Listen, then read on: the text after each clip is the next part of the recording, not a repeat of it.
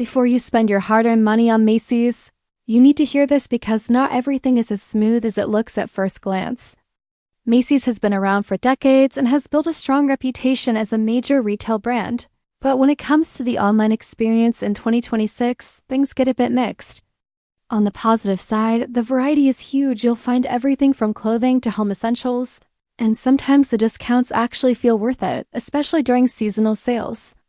The website and app are generally easy to navigate, but occasionally they can feel a bit slow or glitchy, which can get frustrating if you're trying to grab a deal quickly. Now on the flip side, one of the biggest concerns people have is inconsistency. Sometimes the product quality matches expectations, and other times it feels like a gamble. Shipping can also be hit or miss, with some orders arriving on time while others take longer than expected without clear updates. Returns are possible, but the process isn't always as smooth as you'd hope, especially depending on the seller or item category.